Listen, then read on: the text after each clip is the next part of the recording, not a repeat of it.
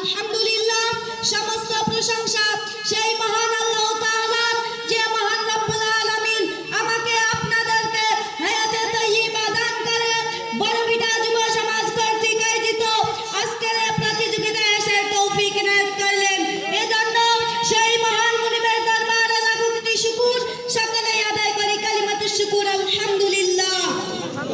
রাসূলের প্রতি সংক্ষিপ্ত দরুদ, মানবতার মুক্তিদূত সাইয়্যিদুল মুরসালিন খাতামুন নবিয়্যিন, আমাদের হৃদয়ের কান্ডারি যিনি, যার আদর্শে আমরা আদর্শিত, সেই রাসূলের প্রতি সংক্ষিপ্ত দরুদ সকলের অন্তরস্থল থেকে পড়ি সাল্লাল্লাহু আলাইহি ওয়াসাল্লাম।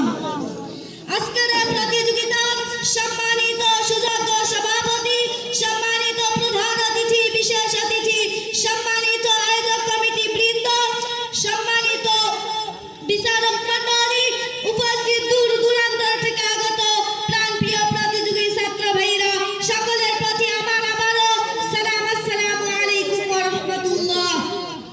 আমি আপনাদের সামনে যে আয়াতে কালিমা তেলাওয়াত করেছি, আল্লাহ তাআলা এই আয়াতের মধ্যে বলেছেন, ইন্না আনজালনাহু ফি লাইলাতুল কদর, নিশ্চয় আমি কোরআনকে অবতীর্ণ করেছি লাইলাতুল কদরের রাত্রিতে। ওয়া মা আদরাকা মা লাইলাতুল কদর, আল্লাহ তাআলা রাসূল করিম সাল্লাল্লাহু আলাইহি ওয়াসাল্লামকে জিজ্ঞাসা করলেন, তুমি কি জানো এই লাইলাতুল কদর কি?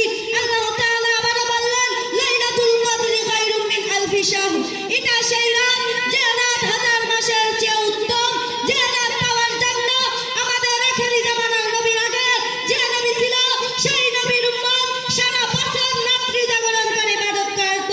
কিন্তু আল্লাহ তাআলা আমাদের শেষ নবীর উম্মতদের উপর এই রাত পাওয়ার জন্য মাত্র 5টি রাত ঠিক করে দিয়েছেন। এই 5 রাত যদি আমরা ইবাদত করি তাহলে এই রাত আমরা পাবো।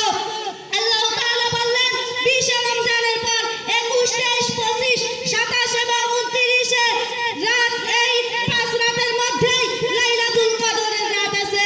এই রাতে কোরআনকে অবতীর্ণ করেছেন আল্লাহ তাআলা, এজন্য এই রাতের মর্যাদা আল্লাহ তাআলা এত বৃদ্ধি করে দিয়েছেন। এবং রাসূল করিম সাল্লাল্লাহু আলাইহি ওয়াসাল্লাম বলেছেন, তালাবুল ইলমি ফারিদাতুন আলা কুল্লি মুসলিম, দ্বীনি ইলম শিক্ষা করা প্রত্যেক মুসলমানের উপর ফরজ। কারণ এই দ্বীনি ইলম হচ্ছে কোরআনকে শিক্ষা করা। কোরআনকে আল্লাহ তাআলা অবতীর্ণ করেছেন মানব জাতির হিদায়াতের জন্য। এই কোরআন দিয়ে যেন আমাদের জীবন প্রতিষ্ঠা করা হয় এবং এই কোরআন দিয়ে যেন সংসার প্রতিষ্ঠা করা হয়। এই কোরআনকে যে কাফের মুশরিক দুনিয়া থেকে সরাতে যাবে তাহলে পারবে না, সেই ধ্বংস হয়ে যাবে। কারণ আল্লাহ তাআলা এই কোরআনকে লাইলাতুল কদরের রাতে সংরক্ষিত করে রেখেছেন। আল্লাহ তাআলা বলেছেন, বাল হুয়া কুরআনুম মাজিদ ফি লাওহিন মাহফুজ, এটা সেই সম্মানিত কোরআন যা লাওহে মাহফুজে লিপিবদ্ধ। এই কোরআন লিপিবদ্ধ লাওহে মাহফুজে থাকার কারণে কোন কাফের মুশরিক সে সংসদে বসার লোভে সে এই দেশকে কাফের মুশরিকদের অনুমতিতে যদি প্রতিষ্ঠা করতে চায় তাহলে পারবে না। আল্লাহ তাআলা তাদেরকে ধ্বংস করে দিবেন।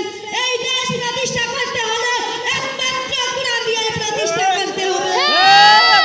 আল্লাহ তাআলা যেন আমাদের সকলকে কোরআনের পক্ষে জিহাদ করার তৌফিক দান করেন।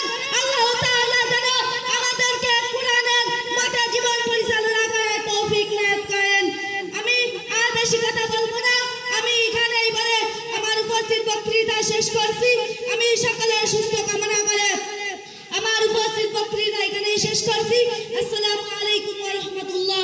সকলেই আমার জন্য দোয়া করবেন, আমি যেন সফল কাম হতে পারি। আল্লাহ হাফেজ। ধন্যবাদ।